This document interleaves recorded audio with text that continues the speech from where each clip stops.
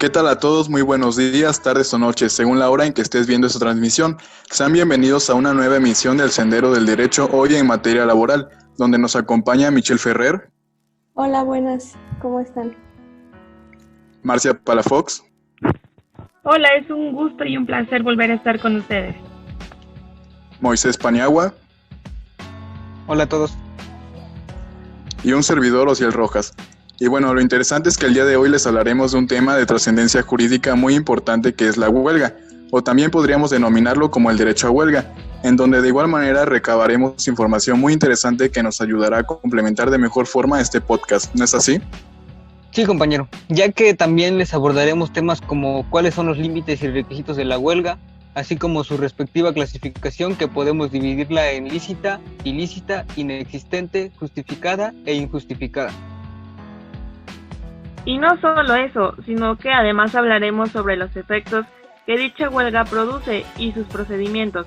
Así que esperemos que lo que mencionaremos a continuación en la presente transmisión les sirva mucho para su vida personal, educativa y laboral.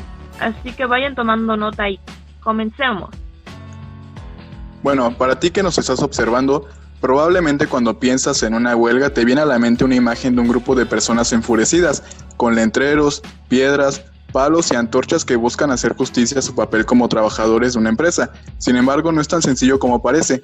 Lo que sí podemos garantizar es que en México este es un derecho fundamental de todos los trabajadores.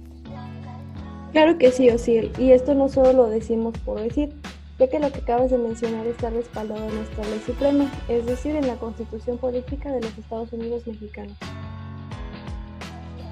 Bueno, y como en cualquier tema, es muy importante hablar también de sus antecedentes previamente a centrarnos directamente en su definición y demás factores que caracterizan a la huelga.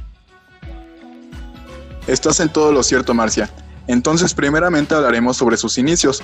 En este caso vamos a tocar los antecedentes de los derechos de huelga, pero específicamente aquí en nuestro país, es decir, en México.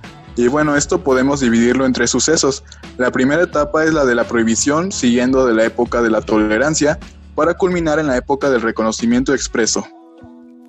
Para hablar de esta primera etapa que acabas de decir, es importante mencionar que la huelga, más o menos por los años de 1871 a 1910, se encontraba tipificada en el Código Penal, específicamente en el artículo 925, como un delito, y textualmente nos decía la frase: se impondrán de 8 días a 3 meses de arresto y multa de 25 a 500 pesos, o una sola de estas dos penas a los que formen un motín o empleen de cualquier otro modo la violencia física o moral con el objeto de que suban o bajen los salarios o jornales de los operarios o de impedir el libre ejercicio de la industria o del trabajo.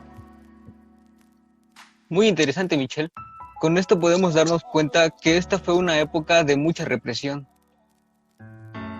Pues sí, ya que prácticamente la ley penal buscaba proteger únicamente al patrón y no proteger los derechos de los trabajadores. Esta era una ley o un artículo, más bien dicho, que era violador de derechos humanos, pero que por la época en la que se vivía, pues no era considerado de esa manera como lo vivimos en la actualidad, o al menos eso parece.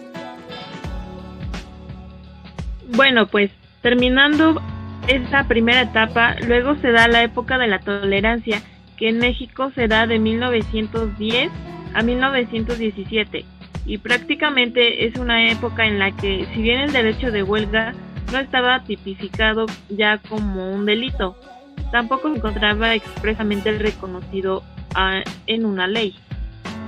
Así es, pero derivado de este efecto se nos lleva a la última etapa, que es la etapa del reconocimiento expreso. ¿Y esto en qué consistió, Michelle? Pues se refiere básicamente a que el derecho de huelga se consagra en nuestra máxima ley, que es la Constitución Política, y específicamente en el artículo 123, fracción 18ª. Ahora que lo mencionas, recuerdo que en ese artículo de manera general se reconoce que el trabajador tiene derecho de huelga y que además de eso se establecen ciertos parámetros para que la huelga pueda ser considerada como lícita y no entre dentro de la categoría de ilícita. Pero bueno, este es un tema que abordaremos más adelante dentro de su clasificación. Sí, Ociel. Y bien, si su clasificación es importante, otra cosa que debemos tomar en cuenta para poder entender el objetivo de la huelga es hablar de dos factores que son el trabajo y el capital, no se te olvide. Claro que no, pues el capital sabemos que son las ganancias económicas que en este caso serían del patrón o de la empresa misma y que se busca crecer, pero dejando de lado a las personas, es decir, crecer únicamente pero de manera económica. Bueno, Ciel, apoyándote en el otro elemento que también es muy importante, pues es el trabajo que realizan las personas, además de que este mismo se hace para desarrollar la economía, pero es más dirigido al beneficio de cada trabajador. Por lo tanto, el objetivo de la huelga debe ser pues mantener en equilibrio el trabajo que realizan las personas y el crecimiento de una empresa. De hecho sí, pero siempre y cuando uno no rebase a otro, pues es decir que tienen que ser iguales para que se respeten los derechos del trabajador. En pocas palabras, el objetivo de la huelga es defender los derechos de los trabajadores, ya que se encuentran consagrados tanto en la Ley Federal del Trabajo como en nuestra Constitución Política. Perfecto. Pues ahora que ya tenemos noción sobre los antecedentes de la huelga en México, creo que ya es hora de que hablemos específicamente de la definición que nos da la Ley Federal del Trabajo. Sí, efectivamente, yo creo que los antecedentes ya quedaron bien plasmados. Y bueno, la Ley Federal del Trabajo nos define a la huelga como la suspensión temporal de trabajo llevado a cabo por una coalición de trabajadores. Y bueno, como podemos darnos cuenta, la definición misma contiene elementos muy importantes, que es la suspensión del trabajo, evidentemente, que debe haber en una coalición de trabajadores que va a llevar a cabo dicha suspensión, y tiene implícito también la temporalidad de la suspensión del trabajo. Y bueno, solo para no quedarnos con esta definición que nos proporciona la Ley Federal del Trabajo, ¿por qué no me dan alguna otra de ustedes? Tal vez sea muy similar, pero no perdemos nada con mencionárselas a nuestro público. Claro, sí, yo te mencionaré una. Pues para Alberto Trueba Urbina, la huelga es un derecho social económico, cuyo ejercicio les permite a los trabajadores alcanzar mejores condiciones de trabajo, prestaciones y salario y el de sus reivindicaciones sociales. Me ganaste esa definición, Michelle. A decir verdad, esa me parece más completa, incluso en la que está planteada en la Ley Federal del Trabajo. Sin embargo, pues hay que tomar en cuenta que el concepto de huelga tiene un gran número de acepciones. Sí, y por lo regular, todas coinciden en que es una suspensión de labores de los trabajadores que tienen como fin obtener un equilibrio económico entre los trabajadores y la empresa. Y algo importante que podemos mencionar de esto es el análisis que hace el jurista mexicano Mario de la Cueva, que es en torno a definiciones que hacen los maestros Leon Cain y Jean Pellissier, las cuales se derivan de sentencias jurisprudencias. Aquí sí me gustaría que cada uno de nosotros las mencionáramos a modo de lista, así que por favor, Michelle, si gustas comenzar. Claro, una es que la huelga es una modalidad en la defensa de los intereses profesionales. Otra es que la huelga es una cesación concertada del trabajo para apoyar reivindicaciones previamente determinadas a las que el empresario rehúsa dar satisfacción. De igual manera, la huelga es la interrupción del trabajo para apoyar y reivindicarnos de manera profesional. Y ya por último tenemos que la huelga es la suspensión de trabajo a efecto de obtener el mejoramiento de los trabajadores. Podemos notar que todas son muy similares, sin embargo creo que con esto nuestra audiencia ya tiene muy claro lo que es una huelga. Sí, yo creo que sí, pero todavía nos falta algo importante. Ah, sí, pues dinos, Marcia, ¿qué es eso tan importante? Pues que tenemos que también especificar cuál es el objeto concreto de la huelga, no lo olvides. Pues sí, tienes mucha razón, también eso es muy importante. Michelle, ¿tú qué opinas al respecto? Sí, o sea, pues mira que pues es indispensable mencionar este factor y es importante, ¿no? Por eso vamos a basar en nuestra Ley Federal del Trabajo y precisamente en el artículo 450, que es donde nos habla sobre el objeto de la huelga. Pues sí, uno de los puntos que se nos mencionan en este artículo es que se debe conseguir el equilibrio entre los factores de la producción, armonizando los derechos del trabajo con los del capital. De igual manera, para obtener del patrón o patrones la celebración del contrato colectivo de trabajo y exigir su revisión al terminar el periodo de su vigencia. Ya habíamos mencionado en el capítulo pasado lo que era el contrato colectivo, que para ambas partes El convenio colectivo presenta una serie de ventajas y de desventajas. Podríamos decirlo que para la empresa funciona como base para establecer salarios, horarios y descansos. De este modo facilita los mecanismos de conciliación laboral, familiar y también personal. Además de eso, Ciel, también es obtener de los patrones la celebración del contrato ley de la empresa y exigir su revisión al término del periodo de vigencia.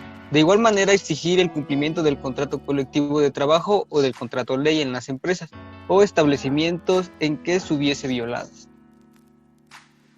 Ya en las últimas 3 fracciones se nos dice el hecho de exigir el cumplimiento de las disposiciones legales sobre participación y utilidades, apoyar una huelga que tenga por objeto algunos de los enumerados y exigir la revisión de los salarios pactados en los contratos colectivos y contratos ley. Está excelente todo lo que acaban de mencionar, pues efectivamente estos son los objetos que tiene la huelga. Es precisamente en este artículo donde se respaldan los objetos que deben considerarse en una huelga. Y de igual manera yo creo que personas de nuestro público se estarán preguntando si existen límites para estas huelgas. Y bueno, es que la respuesta es que sí existen límites. Exactamente, ¿qué límites, Michelle? Pues por ejemplo, que los huelguistas deben respetar a aquellos trabajadores que decidan no secundar la huelga y acudir al trabajo. Además, tienen prohibido ocupar el centro de trabajo o sus dependencias, salvo su derecho de reunión. Obviamente también la huelga debe limitarse a la suspensión de labores sin ningún acto violento, pero ya hablaremos detalladamente de esto más adelante en las clasificaciones de las huelgas. Muy bien, y en cuanto a la publicidad de la huelga, se permite a los trabajadores la que sea precisa y también llevar a cabo recogidas de fondos, pero de forma pacífica y sin coacción alguna. Y bueno, también entre los límites hay que tener en cuenta los posibles delitos previstos en el Código Penal en que se puedan incurrir, destacando que se imponen penas de multa y también hasta de 6 años de prisión a aquellos que mediante engaño o abuso de situación de necesidad impidan o limiten el ejercicio del derecho de huelga. Penas que se agraven si media violencia o intimidación y si se coacciona por un grupo de personas a otras personas a iniciar o continuar una huelga. Ahora que ya concluimos con su definición, objetivo y límites, ya es hora de dar paso a los requisitos correspondientes de la huelga. Bueno, después de que mis compañeros hayan explicado los conceptos de la huelga, así como sus límites, ahora pasaremos a ver lo que son los requisitos, ya que es algo indispensable saber cómo se puede formar, por si en alguna ocasión se llegará a necesitar la huelga, ya sea en el trabajo o en la escuela, pero por lo regular se utiliza más en el ámbito laboral. Eso es verdad, Marcia, en alguna situación de nuestras vidas viviremos lo que es al menos una huelga, pero de diferentes tipos, como nosotros que por lo menos ya vivimos una, que fue la de la universidad. ¡Qué recuerdos! Exacto, Michelle. Bueno, para basarnos en la huelga se utiliza la Ley Federal del Trabajo, que en esta estaremos ubicando citas, para que más o menos reconozcamos los requisitos. Ahora bien, para que la huelga sea legal, lleva una serie de procedimientos y requisitos ubicados en el artículo 920 de la Ley Federal del Trabajo, que por cuestiones de un buen aprendizaje se citará completo el artículo para que no existan confusiones. Tenemos como primer requisito en la fracción primera, se hará un escrito al patrón y en él se formularán las peticiones, anunciarán el propósito de ir a la huelga, si no son satisfechas se expresarán concretamente el objeto de la misma y señalarán el día y hora en que se suspendan las labores o el término de prehuelga. En la fracción segunda tenemos que se presentarán por duplicado al tribunal competente si la empresa o establecimiento están ubicados en lugar distintos al que reside el tribunal. El escrito podrá presentarse al órgano jurisdiccional más próximo o a la autoridad política de mayor jerarquía del lugar de ubicación de la empresa o establecimiento. Y pues en la fracción tercera es importante recordar que el aviso para la suspensión de las labores deberá darse por lo menos con 6 días de anticipación a la fecha señalada para suspender el trabajo y con 10 días de anticipación, pues cuando se trate de servicios públicos, observando las disposiciones de la ley. Gracias, Marcia. Bueno, estos fueron los requisitos que se necesitan para la ejecución de la huelga. No obstante, cuando la huelga contenga objetivos como obtener del patrón o patrones la celebración del contrato ley, así como la celebración del contrato colectivo de trabajo, es necesario leer el artículo completo del 920, pues en lo que son las fracciones cuarta, quinta y sexta se explicará qué requisitos se deben tener. Pero no te preocupes si no puedes decirlas tú sola en ese instante, Michelle. Moisés y yo nos encargaremos de mencionárselos a nuestro público. La fracción cuarta nos dice que cuando el procedimiento de huelga tenga por objeto obtener del patrón o patrones la celebración del contrato colectivo de trabajo, en términos del artículo 450, fracción segunda, se debe anexar el emplazamiento a huelga la constancia de representatividad expedida por el Centro Federal de Conciliación y Registro Laboral.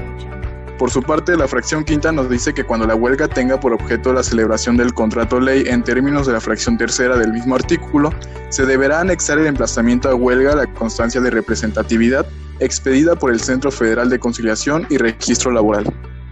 Así es, o en su caso deberá de mencionarse que se tiene celebrado el contrato colectivo de trabajo en la empresa, señalando el número o folio de su registro ante el Centro Federal de Conciliación y Registro Laboral. Y la fracción 6.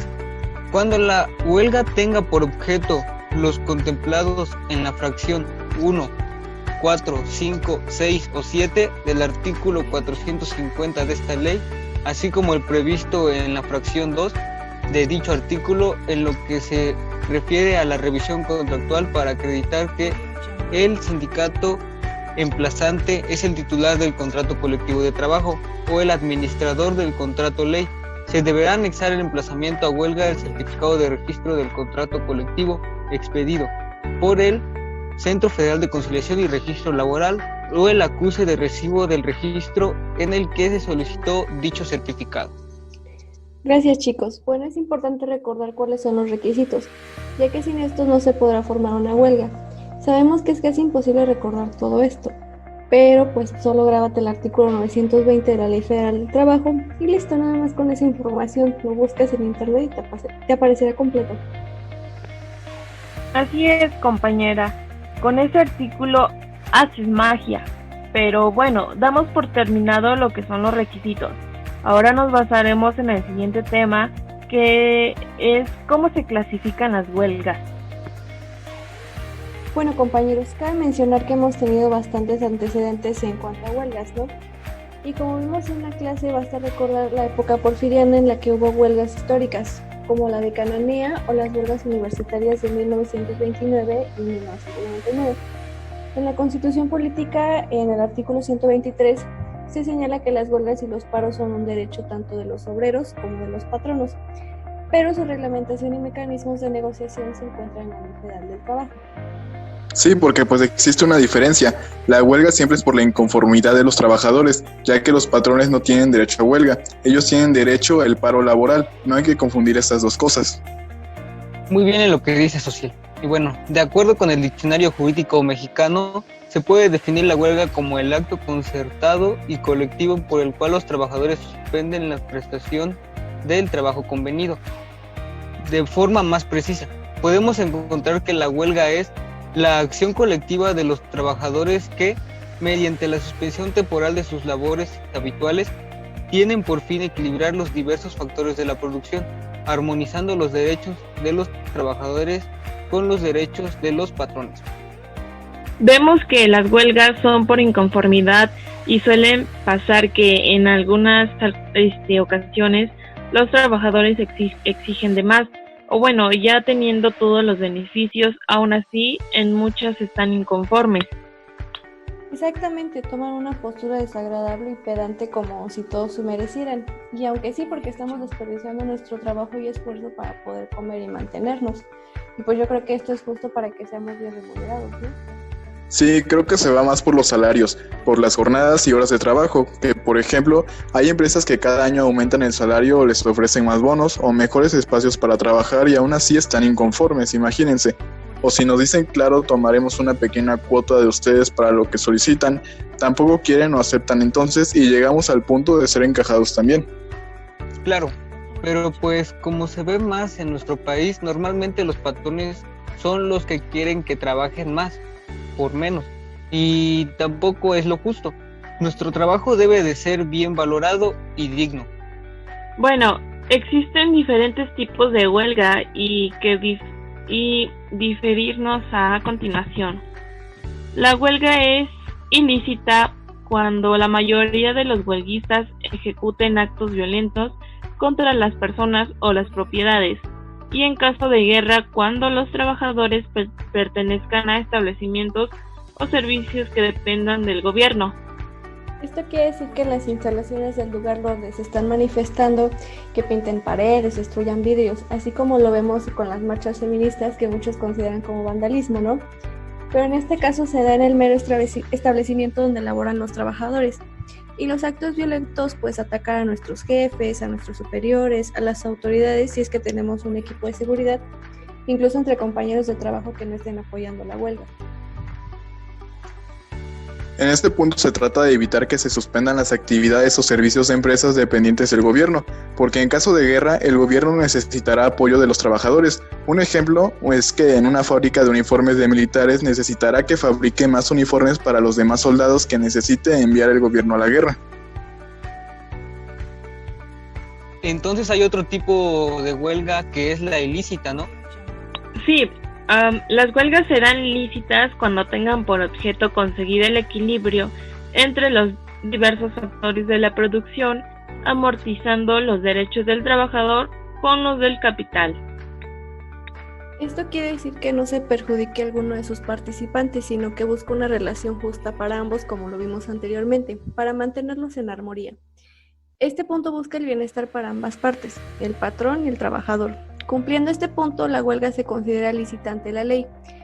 Que lo llevemos con calma nos quieren decir, ¿no? Pues en la ilícita se cometen actos violentos. Así es, y en el artículo 443 de la Ley Federal del Trabajo se nos dice que la huelga debe limitarse al mero acto de la suspensión de trabajo, no a que nos estemos golpeando unos a otros o destruyendo, que a final de cuentas, aunque parezca que no, pero sí pueden hacernos pagar por todos estos daños. El objetivo de este punto es lograr que los huelguistas exijan sus derechos de manera ordenada y en paz. De esta manera también se evita que grupos ajenos a los trabajadores irrumpa y haga destrozos en los establecimientos de trabajo, poniendo en peligro a los mismos trabajadores y afectando la propiedad.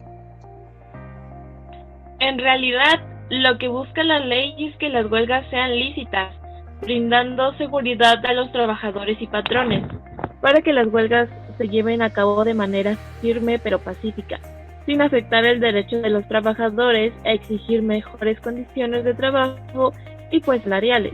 Resulta ser repetitivo, pero es a lo que los trabajadores aspiran, o al menos la mayoría. Exactamente, Marcia. Una huelga inexistente, continuando con el tema, es aquella que se lleva a cabo sin cumplir los requisitos que se nos establecen, ¿no? Y de manera parcial o total que establece la ley. Y nuestra ley indica que los casos de cuando una huelga es legalmente inexistente es cuando la suspensión del trabajo se realiza por trabajadores de la empresa o establecimiento que no reúnen a la mayoría. Por ejemplo, si solo el 30% de los empleados iniciaron la suspensión del trabajo y los demás trabajan porque no están de acuerdo con realizar una huelga. La huelga no tiene por objeto ninguno de los establecidos por la ley del artículo 450. Por ejemplo, exigir el pago del PTU cuando la empresa no genera ingresos. Uno de los principios para el pago de la PTU es que exista utilidad en la empresa. Y el pliego de peticiones del sindicato de trabajadores no cumpla con los requisitos del artículo 920. Por ejemplo, que no se presente el escrito del pliego de peticiones a la Junta de Conciliación, sino directamente al patrón.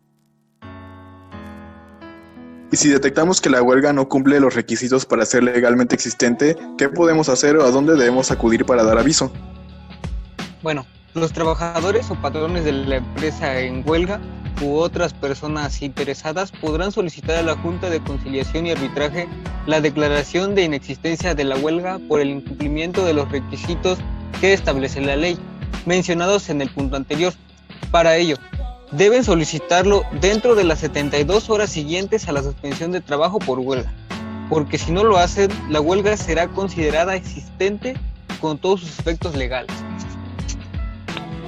La Ley Federal del Trabajo, en su artículo 930, regula el procedimiento de la declaración de inexistencia de huelga de la siguiente manera. La solicitud para declarar la inexistencia de la huelga será a través de un escrito donde se detallarán las causas y fundamentos legales para su inexistencia. La solicitud deberá acompañarse de copias para los patrones emplazados y el sindicato de trabajadores emplazante. La Junta de Conciliación Arbitraje pasará la solicitud a las partes y escuchará a las partes en una audiencia donde ofrecerá y recibirá pruebas. Las pruebas entregadas deberán referirse exclusivamente a las causas de inexistencia contenidas en la solicitud y cualquier causa no escrita en la misma no podrá aducirse. Asimismo, las pruebas serán mostradas en la audiencia y dentro de las 24 horas siguientes al término de recepción de pruebas, la Junta resolverá sobre la existencia o inexistencia del estado legal de la huelga. Y esto quiere decir que estamos cancelando la huelga, o bueno, que ya la entidad no se encuentra en huelga, pero pues obviamente no se deja así porque sí, no hay que hacer un par de trámites también. Así es, Michelle. De igual manera, cabe mencionar que si la Junta de Conciliación y Arbitraje declara la inexistencia legal del estado de huelga, esta deberá realizar las siguientes acciones. Deberá fijar un periodo de 24 horas para que los trabajadores regresen a trabajar, es decir, ya no hay más suspensión de labores. También notificará a los trabajadores a través del representante sindical sobre la orden de regresar a trabajar en 24 horas, indicando que si no cumplen la resolución, terminarán las relaciones laborales, es decir, se rescindirá su contrato, a menos que sea causa justificada como una enfermedad grave. De igual manera, se declarará que el patrón no tiene ninguna responsabilidad y que si los trabajadores no se presentan a trabajar dentro de las 24 horas, este podrá contratar a otros. Y por último, dictará las medidas necesarias para reanudar las labores de los trabajadores. Aquí ya estamos afirmando y confirmando que estamos de acuerdo a lo que se nos ofreció como trabajadores o los acuerdos a los que se llegaron, o se hicieron caso a nuestras peticiones como trabajadores. Pero una vez realizado el trámite y todo, si nos regresamos a trabajar, ni modo. Ya nadie puede hacer nada por nosotros, ya que las labores se reanudaron, no que eran vacaciones por más tiempo. Los líderes o activistas sindicales conocen muy bien las leyes laborales y sus derechos, pero pues los patrones también deben de estudiar las leyes y asociarse en sindicatos de patrones para proteger sus intereses. No solo se trata de nosotros, ya lo mencionábamos antes. Claro, pues no sabemos cuándo nos toque ser patrones y tengamos una situación de esta magnitud y no sepamos qué hacer. Pero bueno, cuando la huelga se realiza a consecuencia de inventos imputables al patrón, se le considera una huelga justificada, en la cual se puede exigir al patrón o patrones a cubrir el monto integral de los salarios caídos. De igual forma, se considera justificada en el momento en que se comprueben los objetos de la huelga. Muy bien, y pues a diferencia de la huelga justificada, la injustificada se puede declarar así en el momento en que se demuestre el error o la inexistencia de los objetivos que se persiguió con la huelga y que además no cumple con los requisitos legales, cuando no se funde en motivos legítimos del trabajador o cuando no se sustente en bases legales y reales pertinentes. Un ejemplo, bueno, sus efectos más señalados consisten en de que deben calificarse esta suerte. Obligan al patrón que cubra a los huelguistas el monto integral de los salarios caídos, de los cuales fueron privados hasta la reanudación de labores. Un ejemplo puede ser que la primera huelga fue declarada en 1865 por la Sociedad Mutualista del Ramo de Hilados y Tejidos del Valle de México, como protesta por la reducción de los salarios, los despidos injustificados, las excesivas jornadas de trabajo, los malos tratos y además los descuentos a cargo de la tienda de raya. Y como vimos antes en el artículo 450 de la Ley Federal del Trabajo, se establecen los requisitos para la huelga, pero inmediatamente de que éste deje de cumplir algún objetivo, pues ya perdió el sentido, o simplemente lo hacen por no trabajar, por detener labores y perjudicar más al patrón, pero ya no con un objetivo definido, Así que no siempre son tan buenas las huelgas, aunque tampoco tan malas. Creo que es darle una cucharada de su propia medicina a los patrones que explotan a sus trabajadores.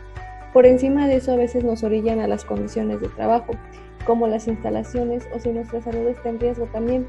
Así que no porque ya llevemos años en el trabajo o porque me gusta mi trabajo y puede que me corran, no dejar pasar por alto las cosas que realmente importan, pero pues tampoco desviarnos del objetivo. Muy bien, compañeros. Por su parte, ya es hora de hablar de los efectos de la huelga. Los sindicatos de trabajadores son coaliciones permanentes, es decir, que son una unión entre personas o grupos sociales para un fin en común de manera permanente.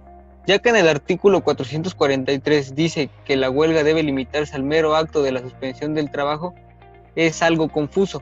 Entonces aquí puede que ustedes se pregunten, ¿aún habiendo huelga, algunos pueden trabajar? Así es, Moisés, por esto es que los huelguistas deberán respetar a los trabajadores que quieran acudir a cumplir sus labores. También se habla de la prohibición de utilizar el centro de trabajo o dependencias más allá del simple acto de reunión.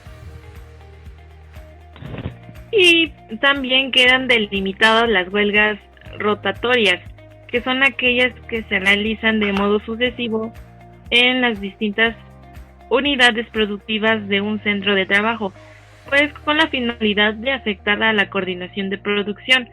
Por ello, nuestra Ley Federal del Trabajo establece que quedan totalmente prohibidas las huelgas que inicien por motivos ajenos al interés profesional de los trabajadores. Exactamente, chicas. Ahora, la huelga deberá tener por objeto el conseguir el equilibrio entre los diversos factores de la producción, armonizando los derechos del trabajo con los del capital. Obtener también que el patrón o patrones celebren el contrato colectivo o el contrato ley. Y por último, y más importante, el exigir el cumplimiento del contrato. Oye, Moisés, dinos, ¿cómo se le haría para que se suspendan las labores de los trabajadores?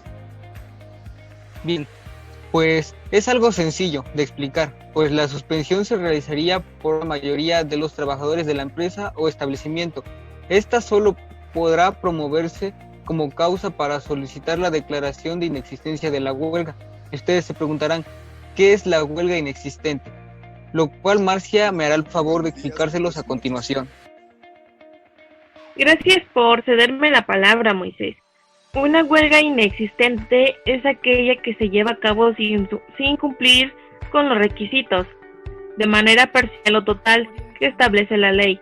Y bueno, la huelga puede ser legalmente inexistente si la suspensión del trabajo se realiza por un número de trabajadores menor al fijado o si no se cumplen los requisitos señalados en las peticiones del contrato. Bueno, este tema lo completaré más adelante, que tiene que ver un poco con el procedimiento de la huelga. Ok, compañeros. Y ya tocando la ley, según lo que establece, ¿cómo sería la huelga ilícita? Ok, en términos legales, una huelga se considera ilícita cuando la mayoría de los huelguistas realizan actos violentos en contra de las personas, propiedades de la empresa y ajenos, también cuando los trabajadores sean pertenecientes a servicios que dependan del gobierno y cuando hay tiempo de guerra. La huelga debe delimitarse al mero acto de suspensión de labores, a efecto de no incurrir con la conducta ilícita. Por tanto, la suspensión o huelga tiene que ser legal, es decir, que debe ajustarse a los requisitos estipulados por la ley. Y bueno, también cabe mencionar que en la actualidad el acto de huelga es tomado muy en cuenta, ya que se ha visto como una eficiente forma en la que los trabajadores se hacen ser escuchados y hacen valer sus derechos de igual manera. Como ahora, compañeros, que se ha hablado mucho de la huelga de Interjet, pues debido a la pandemia no ha tenido los ingresos deseados y por ello no ha podido pagarles a sus trabajadores. Y claro, pues se habla de que los trabajadores de la aerolínea suman casi 3 quincenas sin recibir su paga. Además que la empresa ha incumplido en la entrega de vales correspondientes y esto ha desatado la huelga de los trabajadores para que reciban esa paga, ya que es injusto que ellos les sigan engañando y prácticamente estén trabajando gratis. Y bueno, gracias a esa huelga la empresa hizo el compromiso de que les pagara todo. el 16 de octubre y por otro lado los huelguistas dicen que tendrán una junta en la Junta Federal de Conciliación y Arbitraje, donde en caso de que la aerolínea no cumpla con los pagos, se ratificará la fecha de estallamiento a huelga para el día 20 de octubre y hasta ahora es todo lo que se sabe del tema. Bien por tocar este tema. Sin embargo, ahora el tribunal o la junta y las autoridades civiles correspondientes deberán hacer respetar el derecho de huelga, dando a los trabajadores las garantías necesarias y prestándoles el auxilio que soliciten para suspender el trabajo. Y la labor de los tribunales es procurar ante todo que las partes lleguen a un convenio. Sí, efectivamente, así es, Michelle. Al igual, pues el tribunal o las autoridades, bajo su más estricta responsabilidad, harán llegar al patrón la copia del escrito de emplazamiento dentro de las 48 horas siguientes a la de su recibo, y a petición de las partes el tribunal dentro de las 48 horas siguientes a que se le solicite. Bien, y después de la petición de huelga, se deberá suspender toda la ejecución de sentencia alguna, así como tampoco podrán practicarse embargo, aseguramientos, diligencias o desahucios en contra de la empresa o establecimiento, ni secuestrar bienes del local en que se encuentran instalados. Es correcto, Moisés, pero salvo cuando antes de estallar la huelga se trata de asegurar los derechos del trabajador, especialmente indemnizaciones, salarios, pensiones y demás prestaciones devengadas, hasta por el importe de 2 años de salarios del trabajador, o si hay créditos derivados de la falta de trabajo, de las cuotas por distintos tipos de seguros para sus trabajadores. En efecto, Marcia, ahora hay que aclarar más y profundizar los procedimientos de huelga, porque estoy seguro que nuestro público requiere saber esto también. Bueno, para nuestro público que nos está acompañando, quiero decirles que el procedimiento de huelga se inicia con la presentación del documento que se deberá reunir los siguientes requisitos, así que vayan tomando nota. Y bueno, primeramente será un escrito dirigido al patrón en el cual se formularán las peticiones concretas. Se anunciará el propósito de los trabajadores de ir a la huelga si sus peticiones no son satisfechas y se señalarán el día y la hora en que se suspenderán labores. El documento se presentará por duplicado ante la Junta de Conciliación y Arbitraje, la que dentro de un periodo de 48 horas y bajo su más estricta responsabilidad hará llegar una copia del escrito al patrón. Esta notificación producirá el efecto de constituir al patrón en depositario de la empresa o establecimiento afectado por la huelga, con las atribuciones y responsabilidades inherentes al cargo. Así es, y por su parte, el patrón dentro de las 48 horas siguientes a la de las notificaciones deberá presentar su contestación por escrito ante el tribunal. De igual manera, no se dará el trámite al escrito de emplazamiento de huelga cuando éste no sea formulado conforme a los requisitos del procedimiento de huelga o sea presentado por un sindicato que no sea el titular del contrato colectivo del trabajo o de ley. Al igual, el tribunal citará a las partes a una audiencia de conciliación que se les celebrará dentro del periodo de prehuelga. El tribunal tendrá un rol muy importante para que las partes lleguen a un acuerdo y revisará bien que no haya algo mal hecho. Y en el caso de que el contrato colectivo de trabajo inicial o el convenio de revisión del contrato colectivo no sean aprobados por los trabajadores, el sindicato podrá prorrogar el periodo de prehuelga hasta por 15 días. No obstante, cuando las circunstancias así lo ameriten, el tribunal podrá autorizar que la prórroga se extienda hasta por un máximo de 30 días, siempre y cuando el sindicato así lo solicite. Sí, Moisés, pero aparte de esto quiero decirte un punto importante, y es que el patrón no tendrá la obligación del pago de salario de los trabajadores que se hayan declarado en huelga. Cierto, casi olvidaba ese punto. Está en lo correcto. Y bueno, ahora tocando el tema otra vez de la huelga inexistente, para complementar lo anterior y lo de ahora, si el tribunal declara la inexistencia legal del estado de huelga, fijará a los trabajadores un término de 24 horas para que regresen a su trabajo. Y si aún notificado lo anterior, no se regresa al trabajo, quedarán terminadas las relaciones de trabajo. salvo alguna causa justificada, y por ende el patrón podrá contratar a más trabajadores y se dictarán medidas convenientes para que se pueda reanudar el trabajo. Y si el tribunal se da cuenta de que la huelga es ilícita, se darán por terminadas las relaciones del trabajo de los huelguistas. Bueno, también ya habían dicho que si los trabajadores no desean regresar al trabajo, la empresa podría contratar a otras personas. Pero si se diera el caso de que la empresa no encuentra el personal capacitado para el trabajo, ¿qué se haría en ese momento? Pues bueno, el tribunal en caso necesario solicitará el auxilio de la fuerza pública a fin de que puedan prestarse dichos servicios. Y ahora ya para finalizar con nuestros temas, hay que determinar cuál sería la terminación de la huelga. Bien, yo quiero responderte a eso, pues se deduce que los puntos que conducen a la terminación de la huelga son: primero, el acuerdo entre los trabajadores y de los patrones, al igual pueden ser directo o mediante un juez dictado por el mediador de la Junta de Conciliación y Arbitraje, que libremente elijan las partes, y la evasión del patrón a las peticiones de los trabajadores, siempre y cuando dicha evasión haya sido dictada por el juez correspondiente a la naturaleza del conflicto. Finalmente, es preciso mencionar que la huelga es un movimiento en donde los trabajadores lo realizan con el objetivo de obtener mejoras en sus condiciones laborales. La huelga es un derecho y como tal, este se deberá ejercer con justicia, responsabilidad y total apego a la ley para cualquier sector económico, no convirtiendo el acto de huelga en un instrumento de caos, sino más bien como la vía hacia la solución de conflictos. Por ello mismo es que tenemos una invitada especial en nuestra sesión, que de igual manera nos hizo el favor de apoyarnos en el capítulo anterior dentro del tema de relaciones colectivas de trabajo. Buenas tardes, licenciada María del Carmen Rojas Reyes. Primeramente quisiera que nos mencionara qué opina usted sobre el derecho a huelga. Buenos días. ¿Qué es eso? Precisamente un derecho del trabajador para la defensa de sus derechos laborales, válgase la redundancia, contemplado en la Ley del Trabajo, capítulo 1 y 2. Y bueno, supongo que usted ha estado en una cantidad considerable de huelgas. Cuénteme, ¿cómo ha sido esa experiencia? En realidad solo he participado en dos. La primera como normalista y la segunda como líder magisterial en defensa de los derechos laborales de mi delegación.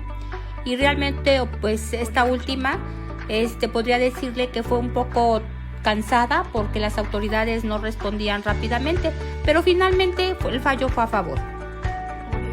Ya veo. ¿Y en alguna ocasión han tomado represalias en contra suya por haber organizado o estado en alguna huelga?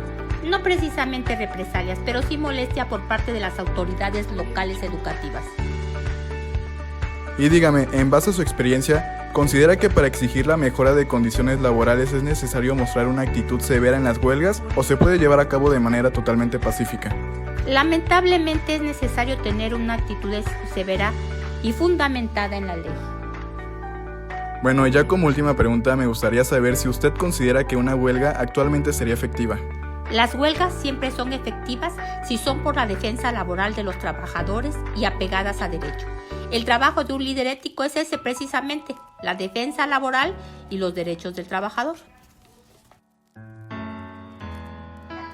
Muchas gracias por su participación. Esperamos tenerla próximamente en este canal para nuestra próxima sesión. Y bien, ahora que concluimos con nuestra entrevista, ya es casi hora de finalizar la transmisión, no sin antes argumentar nuestras opiniones respecto a lo aprendido el día de hoy. Así que Michelle, si quieres comenzar, por favor. Bueno, nunca he vivido una huelga porque nunca he trabajado y pues no sé mucho del ámbito laboral como quisiera. Pero en lo particular, si algún día me tocara, espero que se cumplan las peticiones que quiero y necesitamos, ¿no? Aquí nos habla más del trabajo en equipo y que está yendo hacia una sola dirección, que bueno, busca el bien de todos o persigue el bien de todos los trabajadores. Pero también si es que algún día llego a ser patrón o jefa, me gustaría ser un buen jefe. Imagínense lidiar con tantos problemas y encima una huelga. Creo que todo eso es el resultado de nuestras acciones, ¿no? Y a veces nos gana el poder o la ambición y no vemos más allá de nuestras narices. Y creemos que a todos les va súper bien cuando no es así. Pero bueno, todo sea por evitarnos problemas y esto lo hemos visto desde épocas anteriores, que digo, hoy en día nos quejamos de nuestro trabajo, pero antes tenían unas condiciones deplorables y ahora también en muchísimos trabajos y no lo sabemos, pero realmente la explotación, los malos salarios, los malos tratos nunca han dejado de existir y creo que ahora por miedo no los enfrentamos. Digo, de manera individual, pero creo que en conjunto sería más fácil, porque tenemos más apoyo, pero pues también pensamos en otras consecuencias como que nos puedan correr o tan siquiera no obtener lo que queremos, ya que nuestros patrones o superiores tienen poder sobre nosotros, dinero, influencias, etc. Así que muchas veces por esas razones no nos atrevemos a dar el siguiente paso. Pero como lo sigo viendo, creo que pelear por nuestros derechos es como pelear por nuestra vida y nuestra dignidad. De mi parte puedo decirles que como ya sabemos, la naturaleza jurídica de la huelga es de carácter constitucional, ya que pues se basa como un instrumento de solución compulsiva de un conflicto laboral, por así decirlo. Por eso es que se considera como un derecho de autodefensa de los trabajadores o incluso de nosotros mismos en un futuro cuando ya nos encontremos en el ámbito laboral. Por eso es que es importante que desde esta edad sepamos ya lo que nos vamos a enfrentar y estemos bien informados sobre nuestros derechos, ya que este derecho, como ya lo mencionamos, se encuentra reconocido en los artículos 5 y 123 constitucional, ya que aquí se consideran los derechos humanos, que nos dice que son inherentes al ser humano, o sea que son esenciales y permanentes, y estos derechos fundamentales son los que están reconocidos por un sistema jurídico político, y entonces por lógica y deducción, también la huelga es considerada como uno de esos derechos fundamentales en México, por lo tanto no se nos podrá negar. Y en mi criterio afirmo que todo esto aportará mucho en nuestra vida personal y laboral para hacer valer nuestros derechos. Y para concluir en este tema fue posible revisar algunos aspectos sobre la huelga y aclaramos incluso nuestra percepción sobre lo que representa, descartándolo por completo de considerarle un acto delictivo. La huelga es un acto de manifestación a favor de la clase obrera, con lo que se pretende lograr un equilibrio entre el capital y el trabajo. Y para ejercer tal derecho, todos los trabajadores deben tener una libertad fundamentada en justificaciones pertinentes y con estricto apego a las normas que se requieren para manifestarse de manera correcta y efectiva. Pero como toda ley aquí en México es violada, pues no son escuchados todos los huelguistas. Bueno, la mayoría son ignorados. Son escuchados solo los que tienen un gran número de personas o grupo que los conforman. Al ser grandes masas, los patrones son perjudicados y el gobierno se pinta como malo, entonces esto daña su imagen y se ven en la obligación de resolver su problema, pero en cambio, cuando son un pequeño grupo de huelguistas, simplemente son ignorados como si no existieran. A veces se ven en la necesidad de hacer de la huelga algo ilícito para que sean escuchados, pero esto les perjudica más a tal punto de algunos llegar a la cárcel o perder definitivamente su trabajo. Aquí en México a las empresas no les importa lo que les pasa a sus trabajadores, las leyes solo están de adorno. Bueno, ahora que estamos terminando este tema, me queda claro que para todo hay una forma de hacerlo, de mala o buena manera, pero lo hay. La verdad, pues las huelgas no tengo tanto el conocimiento de que si son efectivas o no, pues nunca he estado en una de ellas, más que en mi escuela, y sí me alegré porque se llegó al objetivo que se tenía planeado. No sé qué tanto influye la violencia o la agresión en estas para que les hagan caso, porque si haces una huelga tranquila, sin la necesidad de violencia o agresiones, el que termina violentado por las autoridades eres tú. Hasta muerto puedes quedar. Ya ves la huelga de los maestros de la CENTE en el 2018 o la del movimiento estudiantil del 2 de octubre de 1968, que se supone que fue pacífica. A mi punto de vista, lo que son las huelgas no les hacen tanto caso que digamos, hasta que exista violencia y pues te hagan ver como el malo, y que te tienen que hacer caso porque puedes causar daños y perjuicios. O pasa eso, o pasa que van contra ti de igual manera de como si la hicieras pacífica, entonces pues da lo mismo.